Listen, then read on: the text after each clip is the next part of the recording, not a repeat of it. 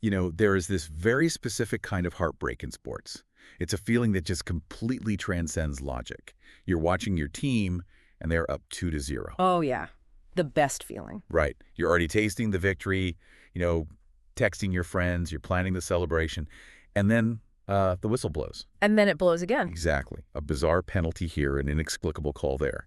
And suddenly, in under 10 minutes, a 2-0 lead just vanishes into thin air, and you are staring at a 3-2 loss. It feels incredibly visceral. I mean, when that happens, the illusion of the game completely shatters, and you genuinely feel like you were cheated by the universe itself. And if you were watching the recent Egypt versus Argentina World Cup match, you felt that exact collective gut punch. I mean, Egypt held that 2-0 lead. Yeah. Then, following less than 10 minutes of what we will politely call highly controversial refereeing, Argentina takes it 3-2.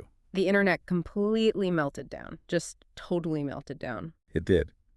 But today, we are doing a deep dive into a source that looks at those 10 agonizing minutes and insists this wasn't just incompetent officiating.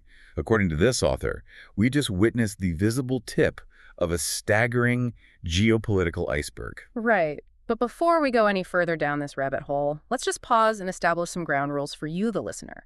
Because the source material we are unpacking today makes some massive, explosive, and highly politically charged claims. I mean, massive is an understatement. Totally. It connects international football to a shadow economy, global geopolitics, international banking, and very specific public figures. The web this author weaves is practically planetary in scale. It spans the entire globe. So we want to be crystal clear right from the jump. Neither of us is taking a side here, nor are we endorsing these viewpoints.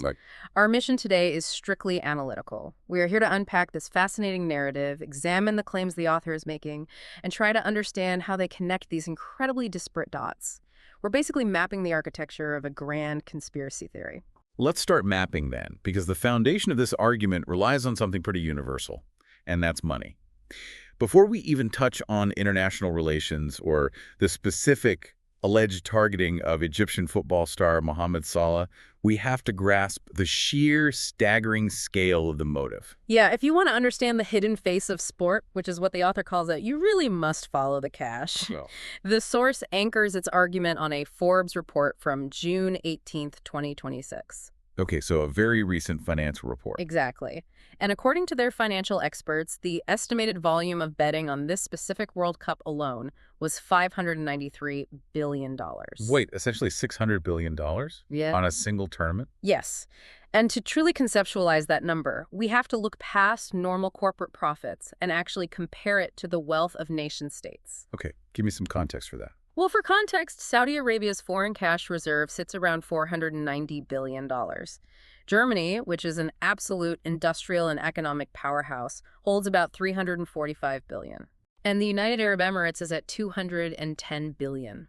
So the betting market for just one World Cup is almost triple the entire cash reserve of the UAE. I mean, that's difficult to even process. It really is. And the source claims that $600 billion is just the polite, visible part of the iceberg. Like, that's just the fraction that financial analysts can actually track. Right, the legal stuff. Exactly.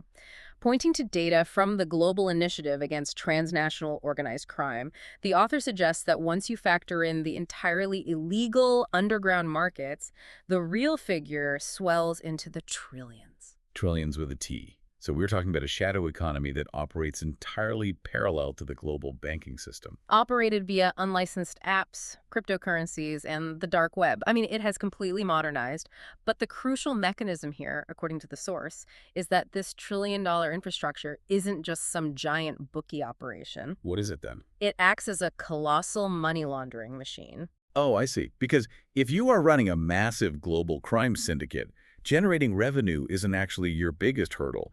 It's cleaning that dirty cash so you can buy real estate or fund operations without triggering international alarms, right? That is the exact mechanical function of this betting infrastructure.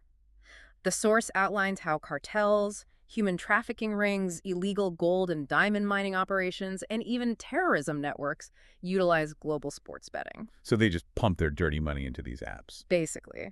They dump massive liquidity into the betting markets, place millions in opposing bets across thousands of proxy accounts, and even if they lose a tiny percentage to the house, the payout they receive is now technically clean winnings. It's like there's an invisible rogue nation-state operating right beneath the surface of the pitch, with a GDP larger than actual superpowers. That's a great way to put it.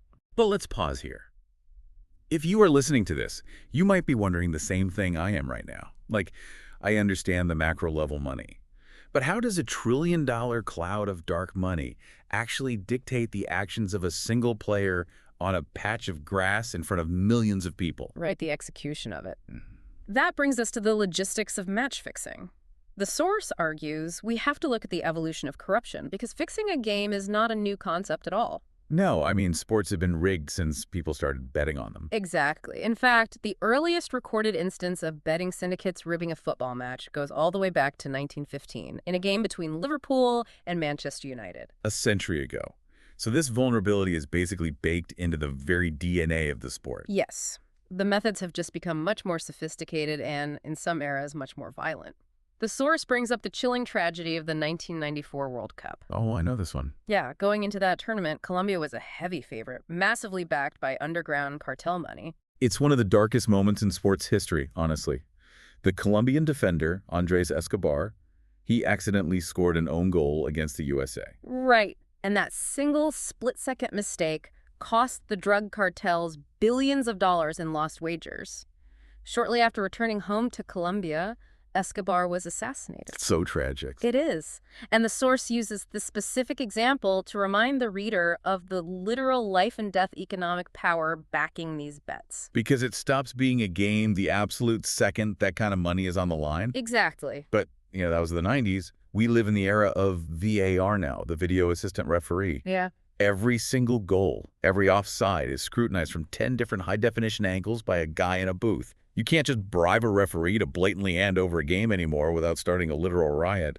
So how does the source claim they rig things today? Well, the corruption has to shrink, right, to evade the cameras, while the source does point to systemic top-down corruption like the 2006 Calciopoli scandal. Remind me about that one. That was where top Italian clubs like Juventus and AC Milan were caught buying off referee assignments.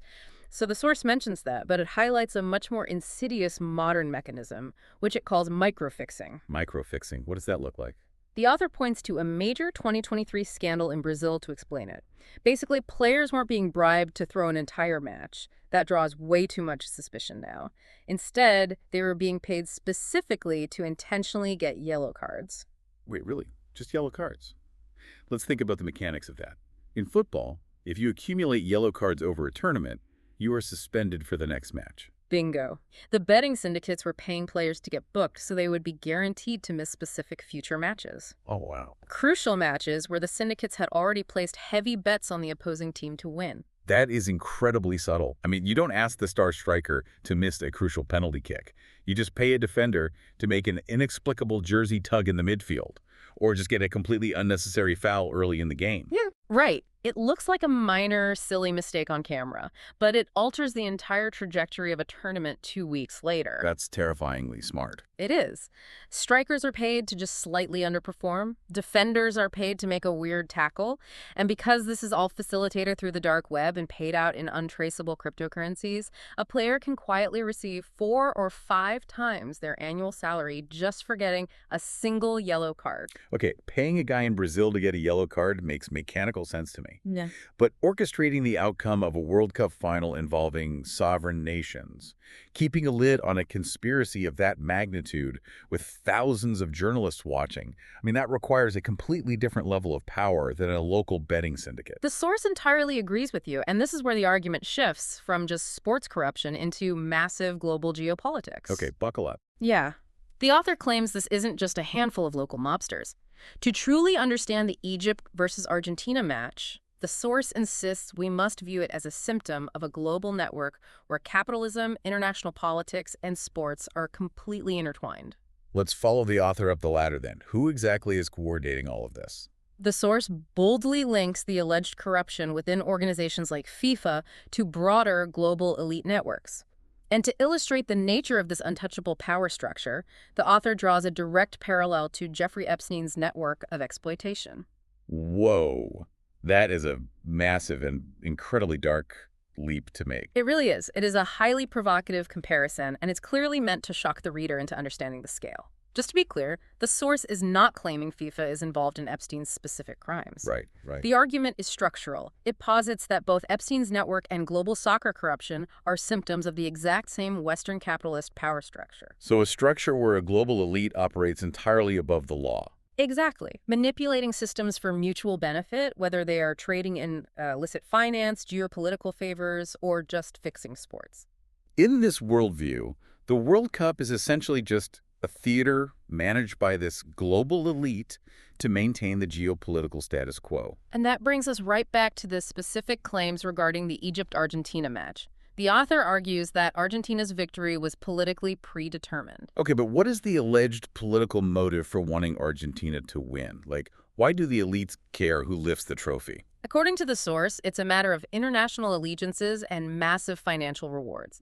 The author points out that earlier in the year, Argentina's president officially recognized Israel and opened an embassy in Jerusalem. Okay, that's a major diplomatic move. Yes. And the source claims that as a direct geopolitical reward for this alignment, Argentina received a massive $32 billion loan package from the International Monetary Fund, the IMF. $32 billion. Right. And the author explicitly contrasts this with Egypt, which, according to the source, only received an $8 billion package. So the implication being that the IMF isn't some independent financial institution, but actually a mechanism of reward and punishment. Precisely. The source terms groups like the IMF as functional organizations.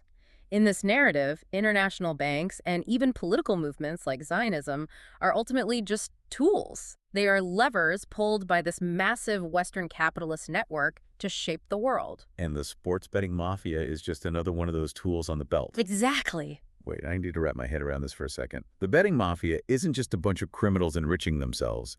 The source is actually claiming they serve a broader economic purpose for the elites. Yeah, this is perhaps the most complex and fascinating economic claim in the entire document. The author alleges that this trillion-dollar illegal betting mafia is actually a crucial secret mechanism used to protect the value of the U.S. dollar as the global reserve currency. Okay, let's break that down. Because on the surface, illegal sports betting protecting the U.S. dollar sounds like absolute science fiction. It does. But think about the massive volume of illicit cash flows we discussed earlier. Trillions from cartels, smuggling, and illegal mining. Right, all that dirty money sloshing around. So imagine a giant plumbing system. The U.S. government keeps printing money, basically pumping water into the global tank. Normally, if you print too much, the tank overflows, the currency inflates, and the value plummets. Right, basic economics. But the source suggests that the elite essentially built a massive hidden reservoir by funneling this unfathomable volume of illicit global wealth through dark web betting markets that transact primarily in U.S. dollars or dollar-pegged cryptocurrencies. It creates an immense artificial demand for the currency. Yes.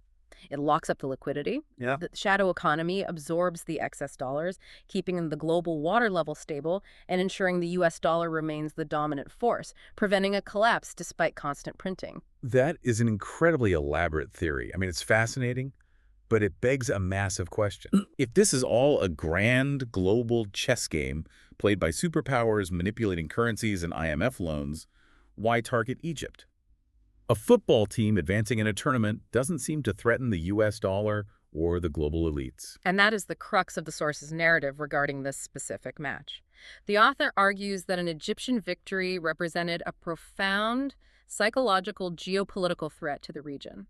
How does the source justify a football game as a geopolitical threat? By looking at the cultural impact. The source claims that an Egyptian victory would have, and actually was, starting to spark a dangerous wave of pan-Arab unity and national pride. Oh, I see. The author notes that during the tournament, the Egyptian team visibly raised the Palestinian flag. Right, I do remember seeing that footage. It was everywhere on social media. And the source points out that Palestinians were cheering for Egypt in the streets, holding up pictures of the players. For the first time in over a decade, Egyptian flags were flying from balconies all over Cairo. It was a huge cultural moment. The author argues that a winning, deeply confident Egypt threatened the psychological status quo of the entire Middle East. It would give the population hope and a real sense of collective power. Ah, so the global elites, at least in this theory, couldn't allow a scenario where a triumphant Egyptian team becomes a decentralized symbol of resistance or regional pride. They need the population subdued. Exactly. Which brings us to the centerpiece of the source's argument regarding the targeting of individuals. It brings us to Mohammed Salah. The Egyptian king, arguably one of the best, most recognizable players on the planet right now. How does he become the focal point of a global conspiracy? The source claims that Mohammed Salah is a prime target of this global mafia, and the reasoning is fascinating because it relies entirely on his actual public persona. What do you mean? Well, he isn't targeted because he's a threat on the field, but because of who he is off it. The author describes Salah as disciplined, highly moral, and fundamentally independent. I mean, he does have a reputation for being incredibly dedicated. He's very private, deeply religious. He really doesn't play the usual celebrity games you see with other athletes of his caliber. And according to the source, that lack of compliance makes him dangerous. Dangerous to who? To the elites. The author claims Salah refused to be a puppet. He actively refused to let his massive global image be utilized to promote what the source calls the poisonous agendas of this global elite. You know, the tragic irony of this narrative is that Salah's very virtues, like his discipline, his independence, his strong moral compass, those are exactly what made him a target for these shadowy forces. Exactly. Because he wouldn't play their game off the pitch, the source argues they systematically punished him on it. How so? The author claims this is the specific reason why Salah was deliberately denied the Ballon d'Or, the prestigious award for the best player in the world, for 3 consecutive years, despite his statistics arguably demanding that he win it. Okay, denying someone an award is one thing. It's petty, sure. But does the source claim they actively intervened to destroy his career? It does. And this is where the source details an incredibly specific alleged conspiracy involving Liverpool Football Club, which is where Salah played for years. How does Liverpool factor into a geopolitical conspiracy? They're just a football club. Well, the source alleges that in 2024, Liverpool deliberately hired Arne Slot, the Dutch manager who took over the club. But the source describes Slot in very deliberate terms, calling him a shady, failed Dutch manager. Wait, a multi-billion-dollar Premier League club intentionally hiring a bad manager? I mean, that just doesn't make sense from a business perspective. They want to win and generate revenue. Not if the club is merely a small pawn in a much larger game. Oh. The claim is that Slot was not hired to win trophies. The source alleges Slot was brought in with one singular, covert mission to bench, demoralize, and ultimately destroy Mohammed Salah's career from the inside. Wow. Hiring a manager is a veritable hitman for your own star player. The source details how Salah endured a brutal season under Slot, just constantly fighting against these alleged manufactured attempts to sideline him. He tried to push through for another season, but the institutional pressure was just too much. Finally, Salah announced his departure from the club. And let me guess, once the job was done, the hitman vanished. According to the source, yes. Immediately after Salah announced his exit, Arne Slot also left the club. The source frames this entirely as mission accomplished. It reads exactly like a spy thriller. Yeah. But where does this leave Salah now, according to the narrative? If the global elite essentially drove him out of European football, what is his countermove? The source concludes with what it describes as Salah's new mission. Having witnessed the true corrupt face of the global system, Salah is allegedly turning his back on it completely. Good for him. The source says he is now focusing his immense resources and influence entirely on rebuilding Egyptian football from the grassroots level. So bypassing the entire FIFA structure. Returning home. The source describes Salah scouting local talent deep in the rural provinces of Egypt, working quietly to build a self-sustaining, independent football ecosystem. One that simply cannot be touched by the $600 billion betting mafia or leveraged by global political elites. What a staggering, dizzying journey this deep dive has been. I mean, we started with a frustrated football fan watching a blown 2-0 lead, questioning a few bad calls. It went far. It really did. And from those 10 minutes on a pitch, the source spun us out into a shadow economy laundering trillions, historical assassinations by drug cartels, the intricacies of the IMF, and the plumbing of the U.S. dollar. Don't forget Jeffrey Epstein. Right, and a targeted multi-year psychological campaign to destroy Mohammed Salah. It genuinely demonstrates the sheer power of narrative. Like how every single event, no matter how seemingly random or isolated, can be threaded together into a cohesive, albeit terrifying worldview. It is the ultimate connect-the-dots exercise. But before we wrap up, based on all of this, the micro-fixing, the geopolitics, the grand theories, What is the big takeaway here? What should you, the listener, be thinking about after reading something like this? Well, if we step back from the specific claims about Liverpool or the IMF, there is a profound, broader question this source forces us to confront. Which is? We live in a hyper-connected digital age. Every single day, our news feeds, our finances, our social interactions, they are shaped by algorithms and opaque, highly complex systems that we cannot see and do not fully understand. The invisible architecture of modern life. Yeah. It often feels like we are just passengers on this ride. Exactly. And when you feel like you have absolutely no control over the major forces shaping your life, when the global economy feels rigged by unseen actors, when politics feels predetermined, is it any wonder that we're so primed to believe that even the random bounce of a soccer ball on a patch of grass is being micromanaged by a hidden hand? That's a great point. When the world feels entirely out of control, a grand conspiracy, even a terrifying one, involving trillion-dollar mafias, is almost comforting in a weird way. Because at least it means someone is in charge. It gives a sense of order to the chaos. It is the ultimate human search for meaning in a world that often feels overwhelmingly complex. You have definitely given us plenty to mull over today.